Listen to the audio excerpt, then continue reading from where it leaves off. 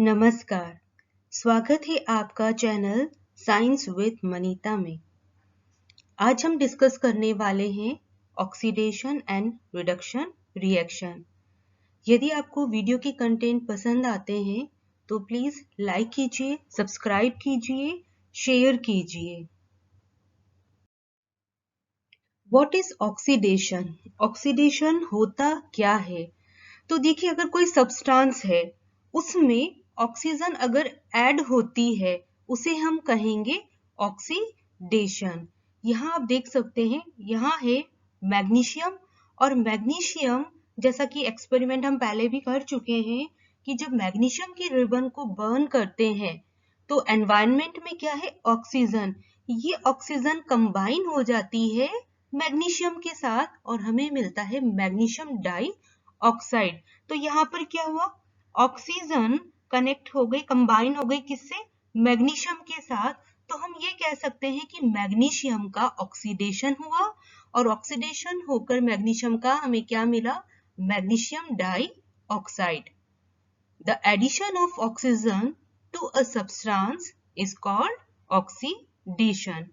अब वो सब्सटेंस जो ऑक्सीडेशन के लिए ऑक्सीजन देता है उसे हम कहेंगे ऑक्सीडाइजिंग एजेंट।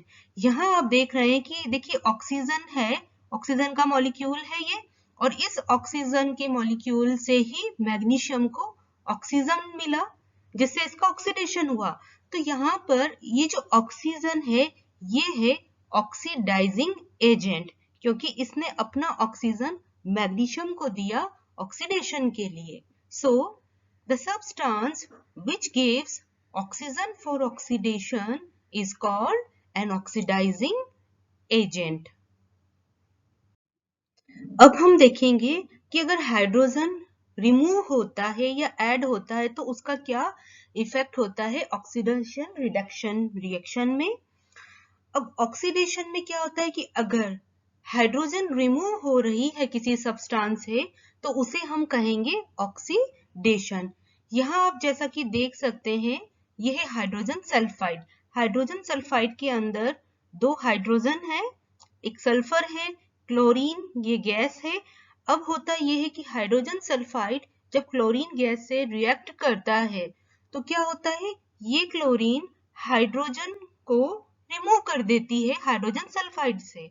तो हमें क्या मिलता है, सल्फर, सल्फर मिलता है। और फिर क्या होता है, ये क्लोरीन अब जो हाइड्रोजन रिमूव इसने कर दी उसके साथ कंबाइन होकर हाइड्रोक्लोरिक एसिड बना लेती है। तो क्या कहेंगे हम, हाइड्रोजन सल्फाइड का ऑक्सीडेशन हुआ। क्यों हुआ हाइड्रोजन सल्फाइड का ऑक्सीडेशन, क्योंकि हाइड्रोजन सल्फाइड में से हाइड्रोजन एटम निकल गए। So, the removal of hydrogen from a substance is also called oxidation. अब इस इक्वेशन में देखिए, चूंकि ये क्लोरीन रेस्पॉन्सिबल है हाइड्रोजन को निकालने के लिए, हाइड्रोजन सल्फाइड में से हाइड्रोजन को रिमूव कौन कर रहा है, क्लोरीन कर रही है। इसीलिए ये जो क्लोरीन है इसे हम अब कहेंगे ऑक्सीडाइजिंग एजेंट। अब हम देखते हैं कि रिडक्शन क्या होता है। तो रिडक्शन में ये होता है कि अगर कोई सब्सटेंस उसमें हाइड्रोजन अगर ऐड हो रही है तो उसे हम कहेंगे रिडक्शन। और वो सब्सटेंस जो हाइड्रोजन को देता है, हाइड्रोजन को देता है रिडक्शन में, वो कहलाता है रेड्यूसिंग एजेंट। एग्जाम्पल देखते हैं, ये देखिए हाइड्रोजन सल्फाइड और ये क्लोरीन से रिएक्शन कर रहा है तो हमें मिल रहा है सल्फर और हाइड्रोक्लोरिक एसिड। यहाँ पर हम ये कहते हैं कि हाइड्रोजन सल्फाइड, यहाँ से हाइड्रोजन रिमूव हुआ, रिमूवल होने के कारण हम क्या कहेंगे, हाइड्रोजन सल्फाइड का हुआ ऑक्सीडेशन। अब क्या हो रहा है, ये जो हाइड्रोजन यहाँ से रिमूव हुई हाइड्रोजन सल्फाइड से, वो कहाँ जाकर ऐड हो रही है, वो क्लोरीन के साथ ऐड हो रही है और हाइड्रोक्लोरिक एसिड बन रहा है। तो अब हम कहेंगे कि क्लोरीन का रिडक्शन हो रहा है हाइड्रोक्लोरिक एसिड में। क्यों कहेंगे ऐसा, क्योंकि ये जो हाइड्रोजन रिमूव हुई इसका एडिशन कहाँ हुआ, क्लोरीन के साथ हुआ और हाइड्रोक्लोरिक एसिड हमें मिला। तो the addition of hydrogen to a substance is called reduction. अगर किसी सब्सटेंस में हाइड्रोजन का एडिशन होता है उसको हम कहेंगे reduction. The substance which gives hydrogen for reduction is called reducing agent. वो सब्सटेंस जो अपना हाइड्रोजन देता है रिडक्शन के लिए वो कहलाता है reducing agent। यहाँ पर देखिए हाइड्रोजन कौन दे रहा है, हाइड्रोजन सल्फाइड दे रहा है। हाइड्रोजन सल्फाइड से हमें हाइड्रोजन मिल रही है और यही हाइड्रोजन क्लोरीन से अटैच हो रही है, तो reducing agent अब यहाँ पर कौन होगा, hydrogen sulphide. Substance oxidised hydrogen sulphide. Oxidise कौन हो रहा है, हाइड्रोजन सल्फाइड। क्यों इसका ऑक्सीडाइज्ड हो रहा है ये, क्योंकि इससे हाइड्रोजन रिमूव हो रहे हैं। सब्सटेंस रेड्यूस्ड, कौन सा सब्सटेंस रेड्यूस हो रहा है, यहाँ पर क्लोरीन रेड्यूस हो रहा है। क्यों रेड्यूस हो रहा है, क्योंकि क्लोरीन के साथ हाइड्रोजन का एडिशन हुआ और इसने हाइड्रोक्लोरिक एसिड बना लिया। ऑक्सीडाइजिंग एजेंट क्या होगा इस इक्वेशन में, क्लोरीन। ऑक्सीडाइजिंग एजेंट क्लोरीन होगा, क्यों, क्योंकि क्लोरीन ने हाइड्रोजन सल्फाइड से हाइड्रोजन को रिमूव कर दिया। रेड्यूसिंग एजेंट होगा हाइड्रोजन सल्फाइड। रेड्यूसिंग एजेंट होगा हाइड्रोजन सल्फाइड, क्यों, क्योंकि हाइड्रोजन सल्फाइड अपने हाइड्रोजन दे रहा है क्लोरीन को और जिससे क्लोरीन का रिडक्शन हो रहा है हाइड्रोक्लोरिक एसिड के अंदर। अब अगर किसी सब्सटेंस से ऑक्सीजन का रिमूवल होता है उसे भी कहेंगे रिडक्शन, और जो सब्सटेंस रिमूव करता है ऑक्सीजन को वो कहलाता है रेड्यूसिंग एजेंट। यहाँ अब जैसा कि आप देख सकते हैं यह है फेरस ऑक्साइड, फेरिक ऑक्साइड भी कहते हैं और आयरन ऑक्साइड भी कहते हैं इसको। यहाँ पर ऑक्सीजन के 3 एटम है। इसकी रिएक्शन हो रही है कार्बन मोनोऑक्साइड के 3 मॉलिक्यूल के साथ और हमें मिल रहा है फेरस के 2 मॉलिक्यूल और कार्बन डाइऑक्साइड के 3 मॉलिक्यूल्स। तो जैसा कि आप देख पा रहे हैं ये फेरस ऑक्साइड में ऑक्सीजन के जो 3 एटम है ये रिमूव हो गए, तो क्या होगा, हम क्या कहेंगे कि फेरस ऑक्साइड का रिडक्शन हुआ फेरस के अंदर, आयरन के अंदर। क्यों, क्योंकि यहाँ से ऑक्सीजन रिमूव हो गई और ये जो कार्बन मोनोऑक्साइड है इसने रिमूव किया ऑक्सीजन को, तो ये जो कार्बन मोनोऑक्साइड है ये कहलाएगा रेड्यूसिंग एजेंट। तो यहाँ आप देखिए, the removal of oxygen from a substance is also called reduction. The substance which removes oxygen is also called reducing agent. Substance oxidized, इस इक्वेशन में जो ऑक्सीडाइज्ड हो रहा है वो हो रहा है कार्बन मोनोऑक्साइड। ये कार्बन मोनोऑक्साइड ऑक्सीडाइज्ड हो रहा है। क्यों हो रहा है, क्योंकि ऑक्सीडेशन कब होता है, जब ऑक्सीजन का एडिशन होता है। तो फेरस ऑक्साइड से जो ऑक्सीजन रिमूव हुई वो अब कार्बन मोनोऑक्साइड के साथ कंबाइन हो गई, तो कार्बन मोनोऑक्साइड में ऑक्सीजन का एडिशन हुआ और हमें मिला कार्बन डाइऑक्साइड। तो इस इक्वेशन में हम कहेंगे कि कार्बन मोनोऑक्साइड का ऑक्सीडेशन हो रहा है कार्बन डाइऑक्साइड के अंदर। देन सब्सटेंस रेड्यूस्ड, कौन सा सब्सटेंस रेड्यूस हो रहा है, फेरस ऑक्साइड रेड्यूस हो रहा है।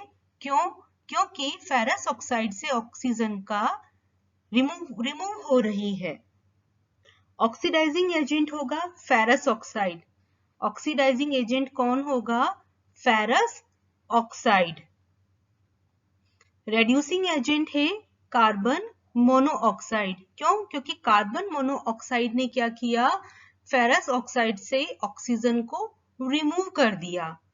और ऑक्सीडाइजिंग एजेंट फेरस ऑक्साइड क्यों होगा, क्योंकि फेरस ऑक्साइड ने अपने ऑक्सीजन दिए हैं ऑक्सीडेशन के लिए और वो ऑक्सीजन अब किससे कंबाइन हो गई, कार्बन मोनोऑक्साइड से, और जिससे कि हमें मिला कार्बन डाइऑक्साइड। इलेक्ट्रॉन के लॉस और गेन के अकॉर्डिंग भी ऑक्सीडेशन रिडक्शन को हम समझेंगे। अब देखिए, अगर कोई सब्सटेंस है अगर वो इलेक्ट्रॉन को रिलीज करता है तो हम कहते हैं कि उसका ऑक्सीडेशन हुआ। इलेक्ट्रॉन को रिलीज करके वो पॉजिटिव चार्ज बन जाता है। अगर कोई सब्सटेंस है, उसके आउटर शेल के अंदर फ्री इलेक्ट्रॉन्स है, हर सब्सटेंस ये चाहता है कि वो स्टेबिलिटी गेन करे, है ना, स्थायित्व प्राप्त करे, इनर्ट गैस का कॉन्फ़िगरेशन प्राप्त करना चाहते हैं। तो ऐसा सब्सटेंस जिसके पास अगर वो अपने कोई इलेक्ट्रॉन उसके आउटर लेयर में है, एक है, दो है, अगर वो उनको रिलीज कर देगा और उससे उसको स्टेबिलिटी मिल सकती है तो वो ऐसा करता है। तब क्या करता है कि अपने इलेक्ट्रॉन को डोनेट करके वो स्टेबल हो जाता है और पॉजिटिव चार्ज में कन्वर्ट हो जाता है। इसी तरीके से ऐसा सब्सटेंस जो एक्सेप्ट करता है इलेक्ट्रॉन को, कि उसकी जो आउटर शेल है उसमें इलेक्ट्रॉन्स की कमी होती है, तो अगर किसी तरीके से वो इलेक्ट्रॉन्स को एक्सेप्ट कर लेता है या कोई बॉन्ड बना लेता है किसी और सब्सटेंस के साथ, तो अब क्या होगा, उसकी जो आउटर शेल है वो उसमें स्टेबिलिटी आ जाएगी, तो इसीलिए वो एक्सेप्ट कर लेता है इलेक्ट्रॉन। तो हम कहेंगे ऐसे सब्सटेंस का रिडक्शन हुआ। वो सब्सटेंस जो एक्सेप्ट करते हैं इलेक्ट्रॉन को, तो जब वो इलेक्ट्रॉन को एक्सेप्ट कर लेते हैं वो अब बन जाते हैं नेगेटिव चार्ज वाले हो जाते हैं और उन्हें हम एनायन कहते हैं। Oxidation reduction reaction involves the gain and loss of electrons. The species involved in these reactions may be atoms, molecules or ions. Cations, a positively charged ion, anion, a negatively charged ion. तो oxidation में क्या होता है? The loss of electrons. Oxidation में electron का loss होता है. Reduction, the gain of electrons. Reduction में क्या होता है, इलेक्ट्रॉन्स का गेन, यानी कि वो इलेक्ट्रॉन को एक्सेप्ट कर लेते हैं। रेड्यूसिंग एजेंट कौन होंगे, an electron donor. Reducing agent कौन होंगे, जो अपने इलेक्ट्रॉन को डोनेट कर रहे हैं जिससे कि उनका ऑक्सीडेशन हो रहा है। ऑक्सीडाइजिंग एजेंट क्या होगा, एन इलेक्ट्रॉन एक्सेप्टर। जो इलेक्ट्रॉन को एक्सेप्ट कर रहे हैं वो होंगे ऑक्सीडाइजिंग एजेंट। अब हम देखेंगे कि ऑक्सीडेशन का क्या इफेक्ट होता है हमारी रोजमर्रा की जिंदगी में। तो सबसे पहले हम डिस्कस करेंगे corrosion of metals. Corrosion of metals क्या होता है? Corrosion is a process in which metals are eaten up gradually by the action of air, moisture और केमिकल ऑन दियर सरफेस। तो होता ये है कि अगर कोई आयरन है, जैसे मेटल है आयरन, वो अगर खुला रहे काफी लंबे टाइम तक एयर और मॉइस्चर के कांटेक्ट में आता है तो क्या होगा, ये आयरन अब रिएक्ट करेगा एनवायरनमेंट की ऑक्सीजन के साथ और बना लेता है फेरिक ऑक्साइड। फिर इसमें मॉइस्चर भी ऐड हो जाता है, तो समय के साथ धीरे धीरे इसमें रस्टिंग होना शुरू हो जाती है, यानी कि जंग लगना शुरू हो जाता है। अब यहाँ पर क्या हुआ, जो मेटल है हमारा आयरन, उसका ऑक्सीडेशन हो गया और ऑक्सीडेशन की वजह से करोजन यानी कि क्षरण होना स्टार्ट हो गया। और अगर ऐसे मेटल से बनी कोई भी वस्तु होगी, कोई चीज होगी, वो भी नष्ट होना शुरू हो जाती है। जैसे कि आप देख पा रहे हैं, ये देखिए यहाँ पर जंग लगा हुआ है, रस्टिंग हुई है, जो जिसका कलर कैसा लग रहा है, रेडिश ब्राउन कलर का। अगर आप इसको थोड़ा स्क्रैप करेंगे तो ये इजीली स्क्रैप भी हो जाता है। तो धीरे धीरे हम कहेंगे कि भाई ये तो जो धातु है या मेटल है वो गल गई है, इसका करोजन हो गया है। अब कोई भी चीज जैसे कि रेलिंग्स हुई, कार की बॉडी है, ब्रिज है, शिप्स है, तो ये सारे जो भी कोई चीज आयरन ऑब्जेक्ट की बनी होगी और वो अगर डायरेक्ट कांटेक्ट में आ रही है एयर के, मॉइस्चर के, तो आयरन मेटल ऑक्सीजन से रिएक्ट करेगा, ऑक्साइड में कन्वर्ट हो जाएगा, उसका ऑक्सीडेशन होगा और फेरस ऑक्साइड बन जाएगा और धीरे धीरे उसमें रस्टिंग होना स्टार्ट हो जाएगा। रस्ट क्या होता है? रस्ट है एक आयरन ऑक्साइड है, रेडिश ब्राउन इसका कलर है, सॉफ्ट होता है, पोरस सब्सटेंस है जो कि आयरन ऑब्जेक्ट से धीरे धीरे गिरता रहता है। Rust is an iron oxide, a usually reddish brown oxide formed by the reaction of iron and oxygen in the presence of water or moisture.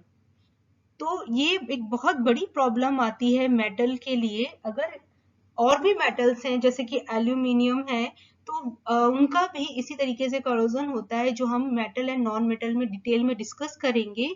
तो काफी बड़ा अमाउंट हमें लगाना होता है इनको ठीक करने के लिए। अब हम ये जानेंगे कि रस्टिंग से प्रिवेंशन हम कैसे कर सकते हैं। First, rusting of iron can be prevented by painting. Iron से बनी अगर कोई चीज है, जैसे कि देखिए शिप्स हैं, अगर लोहे के पाइप हैं, लोहे के बने पुल हैं, रेलवे कोचेज हैं, कार है, बस है, ट्रक है, कोई भी चीज जो आयरन से बनी है, लोहे से बनी है, उसमें अगर हम पेंट कर दें तो क्या हो जाएगा, कोटिंग होने की वजह से अब आयरन डायरेक्टली एयर और मॉइस्चर से रिएक्ट नहीं कर पाएगा, क्योंकि वो उनके डायरेक्ट कांटेक्ट में नहीं आ पाएगा, इसलिए आयरन का ऑक्सीडेशन नहीं होगा। तो जब आयरन का ऑक्सीडेशन नहीं होगा तो समय के साथ साथ क्या होगा, उसमें करोजन नहीं हो पाएगा। Second, rusting of iron can be prevented by applying grease or oil. Iron को ग्रीस या ऑयल अप्लाई कर कर भी हम रस्टिंग से प्रिवेंट कर सकते हैं। कैसे कि अगर आप साइकिल चलाते हैं तो आपने देखा होगा कि आपकी साइकिल की चेन भी आयरन है, लोहा है, और आप क्या करते हैं, उसमें ग्रीस करते हैं, उसे ऑयल लगाते हैं। आपकी मम्मा अगर सिलाई करते हैं तो मशीन पार्ट्स में भी उनको ऑयलिंग या ग्रीस करने की उसको जरूरत पड़ती है। तो इससे क्या होगा, ग्रीस अगर कर देंगे, ऑयलिंग अगर कर देंगे, तो भी क्या होगा, जो मशीन पार्ट्स हैं वो उनमें रस्टिंग नहीं होती है। Then third, rusting of iron can be prevented by galvanisation. Iron की रस्टिंग को हम कैसे प्रिवेंट कर सकते हैं, गैल्वेनाइजेशन से। क्या होता है गैल्वेनाइजेशन, गैल्वेनाइजेशन में क्या होता है कि आयरन से बनी कोई भी चीज है, ऑब्जेक्ट है, उसके ऊपर क्या करते हैं, जिंक की एक थिन लेयर चढ़ा दी जाती है, डिपॉजिट कर दी जाती है। अब मान लीजिए कोई बकेट है जो लोहे की बनी बाल्टी है, उसको क्या करेंगे, जिंक जो है पिघली हुई अवस्था में मोल्टन जिंक लेंगे और मोल्टन जिंक के अंदर डिप कर देंगे आयरन बकेट को। अब इस आयरन बकेट जो है उस पे जिंक की थिन लेयर हो गई। अब क्या होगा, जब ये सूख जाती है तो थोड़ी हार्ड हो जाती है। अब क्या करता, आपने रिएक्शन सीरीज में देखा है कि जो जिंक है वो ज्यादा रिएक्टिव होता है आयरन से। तो क्या होगा कि जब ये जिंक की लेयर अगर कांटेक्ट में आती है मॉइस्चर या एयर के, तो ये रेडिली ऑक्सीजन से रिएक्ट करेगी, जिंक ऑक्साइड बनेगा। और ये जो जिंक ऑक्साइड है ये बहुत ही हार्ड होता है और ये एयर को अपने से क्रॉस होकर नहीं जाने देता। तो अगर आयरन के किसी ऑब्जेक्ट के ऊपर जिंक की कोटिंग कर दी तो क्या होगा, अब कोई भी एयर या मॉइस्चर आयरन से बने ऑब्जेक्ट को डायरेक्टली टच नहीं कर पाएगा और उसका ऑक्सीडेशन नहीं हो पाएगा। तो इस तरीके से आप आयरन को रस्टिंग होने से बचा सकते हैं। अब अगर किसी वजह से ही अगर जिंक की लेयर है वो अगर ब्रेक भी हो जाती है तब भी, क्योंकि जिंक की रिएक्टिविटी ज्यादा है आयरन से, ये बहुत ही जल्दी एनवायरनमेंट के ऑक्सीजन से रिएक्ट करेगा और फिर से जिंक ऑक्साइड बनाएगा। जो जिंक ऑक्साइड बहुत ही हार्ड है, ये अपने में से होकर फिर से मॉइस्चर को नहीं जाने देगा, तो उसके नीचे जो आयरन है वो बचा रहेगा रस्टिंग से। Fourth, rusting of iron can be prevented bye tin plating and chromium plating. तो देखिए जो आयरन की रस्टिंग है वो हम क्या कर सकते हैं, इलेक्ट्रोप्लेटिंग प्रोसेस के थ्रू टीन या क्रोमियम का कोटिंग करके भी हम कर सकते हैं। नेक्स्ट है, rusting of iron can be prevented by alloying it to make a stainless steel. Alloying क्या होता है, अलोइंग होता है कि अगर आपको मेटल में अगर कोई और सब्सटेंस मिला देते हैं, है ना, अलोइंग होता है मिक्स ऑफ मेटल। अगर आप मेटल के अंदर, जैसे कि हम स्टेनलेस स्टील में इसको कन्वर्ट कर रहे हैं आयरन को, तो स्टेनलेस स्टील बनाने के लिए क्या करते हैं, आयरन के साथ मिलाया जाता है क्रोमियम एंड निकल। आयरन, क्रोमियम एंड निकल को मिला करके स्टेनलेस स्टील बनता है। तो इस तरीके से भी आयरन को रस्टिंग होने से हम बचा सकते हैं। ऑक्सीडेशन का एक और डैमेजिंग इफेक्ट होता है हमारे खाने पर।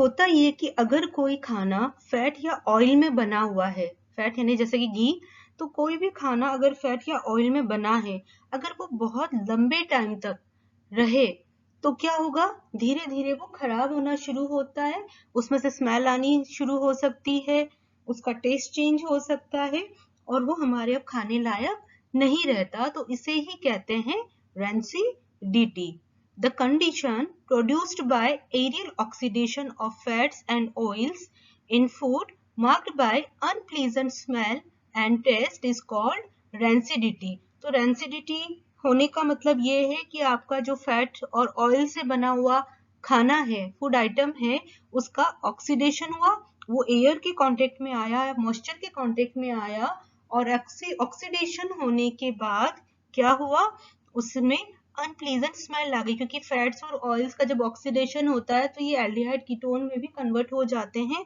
और कई बार टॉक्सिक भी हो जाते हैं हमारे कंज्यूम करने के लिए। तो इस तरीके से क्या होगा कि जब इनका ऑक्सीडेशन हो जाएगा तो जो स्मेल आएगी और जो टेस्ट होगा वो चेंज हो जाएगा, अब हम वो फूड आइटम यूज नहीं कर पाएंगे। तो अब इस रैंसिडिटी को हम कैसे रोक सकते हैं? First, rancidity can be prevented by adding antioxidants to foods containing fats and oils। rancidity को हम कैसे प्रिवेंट कर सकते हैं कि हमारा जो फूड आइटम है उसके अंदर हम एंटीऑक्सीडेंट्स मिला दें। अब एंटीऑक्सीडेंट क्या होते हैं? एक तरह से रेड्यूसिंग एजेंट होते हैं और रेड्यूसिंग एजेंट का क्या काम होता है? ऑक्सीडेशन को प्रिवेंट करना, वो ऑक्सीजन को रिमूव कर देते हैं। तो जब हम हमारे फूड आइटम जिसमें कि फैट है, ऑयल है, उसमें एंटीऑक्सीडेंट यूज करेंगे तो क्या होगा, उनका ऑक्सीडेशन नहीं हो पाएगा फैट एंड ऑयल का, और हमारा जो खाना है वो लंबे टाइम तक हम अच्छे से उसको रख सकते हैं, कंज्यूम कर सकते हैं। Second, rancidity can be prevented by packaging fat and oil containing foods in nitrogen gas। देखिए जो नाइट्रोजन गैस है वो अनरिएक्टिव होती है। तो क्या होता है, देखिए चिप्स जो आप देख रहे हैं लेज का यहाँ पर, तो अगर आप चिप्स खाते हैं या कोई इस तरीके का कोई पैकेट लेते हैं तो आप देखते हैं कि उसमें गैस फील होती है, तो हम क्या कहते हैं कि अरे चिप्स तो थोड़े से हैं और इतनी सारी इसमें तो एयर ही भरी हुई है। तो एक्चुअली में जो मैन्युफैक्चरर है जो ये चिप्स बना रहे हैं, उन्हें ऐसा इसलिए करना पड़ता है क्योंकि अगर वो ये जो नाइट्रोजन गैस को इसमें फील करते हैं, अगर वो नाइट्रोजन गैस फील नहीं करेंगे तो क्या होगा, अगर एयर के कांटेक्ट में आया तो हमारा जो ये चिप्स है वो खराब हो जाएगा, इसमें स्मेल आनी स्टार्ट हो जाएगी। तो इसीलिए ये जो खाली जगह छोड़ी जाती है एयर, वो एक्चुअल में नाइट्रोजन गैस होती है। नाइट्रोजन गैस क्या करता है, ऑक्सीडेशन को प्रिवेंट करता है। नेक्स्ट है rancidity can be retarded by keeping food in a refrigerator. अगर आपने फ्रिज के अंदर अपना फूड आइटम रख दिया, खाना रखा हुआ है, तो क्या होगा, उसका जो ऑक्सीडेशन प्रोसेस है, अगर फैट एंड ऑयल कंटेनिंग खाना है आपका, तो ऑक्सीडेशन प्रोसेस स्लो डाउन हो जाएगा और आपका खाना जल्दी खराब नहीं होगा। Rancidity can be retarded by storing food in airtight containers। Airtight containers में भी अगर आपने अपने खाने को पैक कर दिया तो क्या होगा, अब वो इजीली एयर के डायरेक्ट कांटेक्ट में नहीं आ पा रहा है, तो ऑक्सीडेशन नहीं होगा या फिर ऑक्सीडेशन का प्रोसेस स्लो डाउन हो जाएगा और जो आपके फूड आइटम है वो खराब नहीं होंगे। उम्मीद करती हूँ आपको ऑक्सीडेशन एंड रिडक्शन का क्लियर हो गया होगा कॉन्सेप्ट। अगर आपकी कोई क्वेरी है, आप कोई क्वेश्चन पूछना चाहते हैं, तो डिस्क्रिप्शन बॉक्स में मेल आईडी लिखा हुआ है, आप कमेंट बॉक्स में भी अपने क्वेश्चन छोड़ सकते हैं, आपको जरूर आंसर दिए जाएंगे। अगर आपको हमारा कंटेंट पसंद आता है प्लीज लाइक कीजिए, सब्सक्राइब कीजिए। मिलते हैं आपसे नेक्स्ट क्लास में, तब तक के लिए धन्यवाद।